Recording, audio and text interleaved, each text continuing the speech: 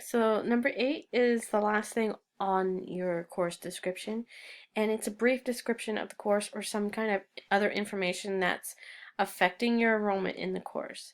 A course description might include a prerequisite. For instance, this one has a prerequisite here, which means that you need to take this class, English 101, before you are allowed to take this class.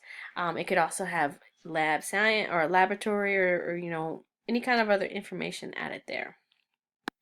So again, grad course numbering, undergrad courses, anything from 01, 0001, 0009, 099. These are pre-college or remedial skills. If you Most of the time when you enroll into college, you take a exam to see where you place in like English and math and things like that. If you were not passing a college level entrance exam for math, you'll be placed in a remedial math course. Same with English. So if you are not up to college level standards, they'll put you in a remedial class. You'll have to pay for it, but you get no credit for it. It's a non-degree credit, meaning it's kind of money that you are throwing away in order for you to bring yourself up to the level that the school deems as appropriate for you to take English 101. Again, 100 to 199 are freshman level, 200 to 299 are sophomore, etc., etc. Anything above 500 is graduate level. Now, last but not least, in most of your college catalogs, you're going to have a prefix kind of index so you can kind of see what all of the prefixes mean.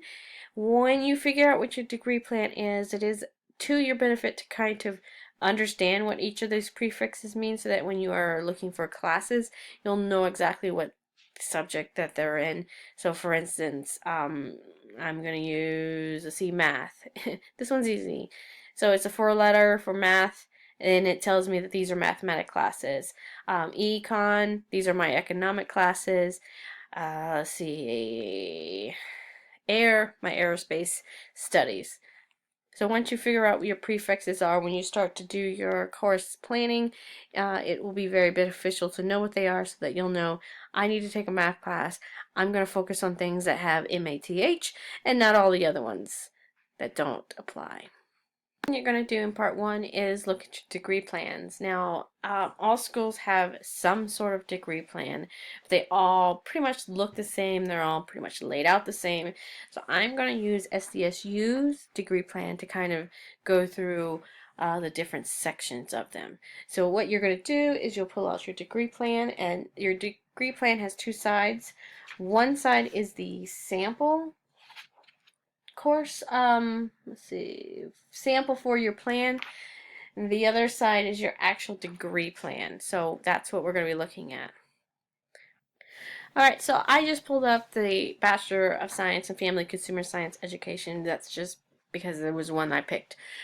Now, we're going to be looking at general ed requirements. These here, if you're on SDSU, is your general ed requirements. These are the classes that no matter what degree you're going to take, you need to take them. It fulfills goals that the Board of Education decided was important for every well-rounded college student to have. And it's usually going to have written communications, your English classes, your speech classes, your human services classes, or sorry, human sciences. It will also have humanities classes, math, and more than likely a lab science or science of some sort. I got a little creative with mine because I don't like math and I don't like science. So, for my math, I had like a great class. It was the principles of algebra or something weird like that. And we learned like abacus and like how to read hieroglyphics math. It was crazy. But, it fulfilled my degree. I wasn't going to teach math, so it's not an important class for me. So I didn't have to take college algebra. I took a form of math that fulfilled this degree credit. And same for other classes where you have to take electives. So here I don't have anything specific for my natural sciences because it's not really strongly pertaining to my degree. I can go through, it's going to be fun, I can go through and find some classes in the course book that I really want to learn about, like astronomy or anthropology, and that will fall under here. Those will satisfy my 3 natural science credits. So these are some of the places where I can have fun and be creative with my electives. If you have a more specific degree, you will have these filled in with specific courses that are highly recommended, and you'll have to stay with those so you can fulfill your degree. So these will be your general ed classes right here, and if you scroll down, you'll also see some institutional classes. This is not classes that will particularly transfer to other schools. It's classes if you take this, if you get a degree at this university, these are the classes that this university is requiring you to have. And so your first year seminar and Indians of North American History of American Indians would be 2 requirements that necessarily don't transfer to any other school, and no other school probably require it, but while you are here and you graduate, you have to have these classes. If you go to a private school, let's say you go to a Catholic school, more than likely you're going to have something that's religious based in here. You go to a, I went to Texas Women's University, so they had women's study or something like that in here. These are the schools. The schools in itself require graduation requirements. Now on this side, see if I can move this over a little bit. This side is going to be my actual degree, my major coursework.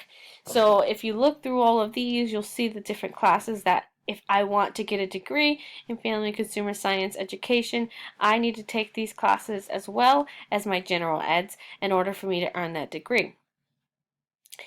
So you can also see how many total credits that you will earn throughout your whole entire 4-year career college or your college career. And if you really wanted to find out how much it costs, you go to your tuition and find out how much it costs per hour, credit hour, and you multiply that credit hour cost by this number here, and you'll see it's quite expensive.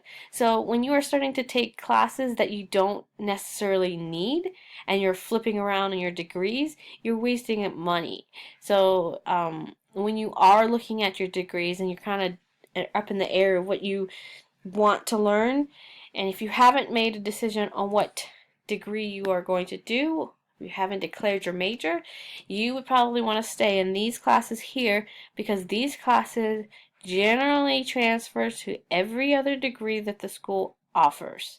If you start taking classes on this side, let's see, for instance, a field science and family consumer science, right there, if I take this class my freshman year and I decide I don't like family consumer science, and then my sophomore year I declare I'm going to go into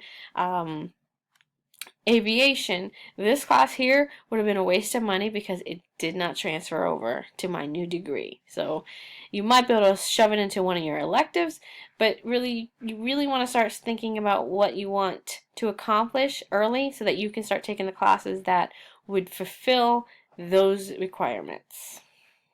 Now that you kind of understand what your degree plan is, it's a map of all the classes you need to take.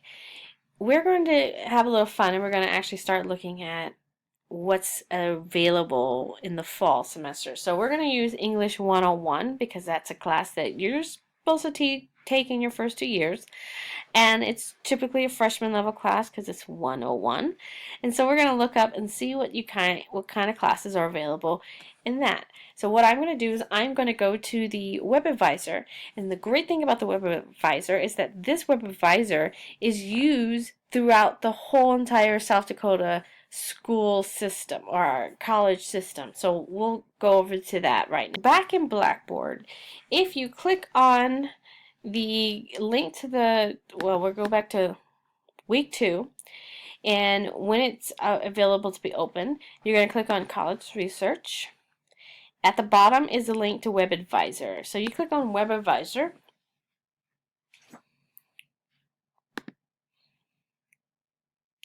And you're going to come to this link here. Now, up here it says South Dakota State University. Don't mind that because, like I said, this Web Advisor is linked to all of the schools in South Dakota, or all the college level school, university level schools in South Dakota. So what you're going to do here is go to prospective students, and we're going to search for class selections. So we're going to look for the fall because that's what you guys are going to be registering. Don't need to fill this in because it's not important for your search. You do, however, need to figure out your subject. So we're going to do English 101 because that is probably what everyone needs to take. So we go to English. This is where it's good to know those abbreviation. EN. There we go, English. Now we want freshman level because we want 101. And if you know your course number, which we do, we'll put 101. If, let's just say we didn't know it, we'll leave that open and we'll see what the different level, freshman level English classes are. University, like I said, you can use Black Hills State, Dakota State University, Northern, School of Mines, SDSU, and USD. So I'm going to do SDSU. And then I'm going to click Submit. Oh, I'm going to go back really quickly because once you start figuring out your schedule and you know that you need a class on a specific day of the week, so let's just say I need a class that's Monday and Wednesday because I'm working Tuesday and Thursday, so I want all my classes on Monday and Wednesday. So you can put a filter in there that will show you classes that will be on Monday and Wednesday. It shows you what location they are. It shows you the different sections. It shows you the status. And the best part here is it shows you the capacity. So this class has 20 seats available and it's capped at 25. So that means that there are 5 students who have already registered for this class. And so if you want to be in whatever this class is, you need to make sure that you register before you get to this, before it caps off. If it does cap off, you have to be put on a wait list and you have to wait for someone to drop that class. So you can start to see that people have already started to register for classes. So you want to kind of get on that ball as soon as possible. Ooh, let's see what this one is. 2 people in this class. That's very weird.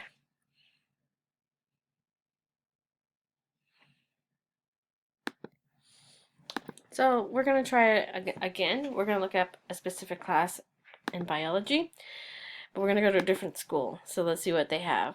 So we're going to fall semester, and I'm going to put in biology. And I want it to be my freshman class. And I'm going to go for General Biology 151. We will be enrolled at Black Hills State. I have 3 classes. So, this is going to be a big class.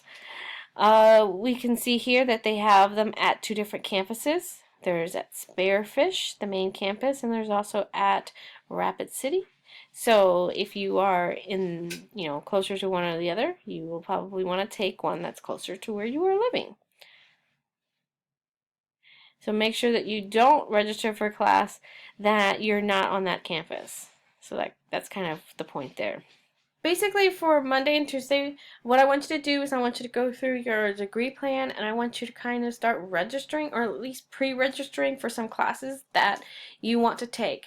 You will have a sheet of paper that you're going to actually start writing in the class and the dates or the days of the week that you're going to be taking that class and the professor and that kind of information, just so you can kind of see it written out in front of you. Good luck, have fun.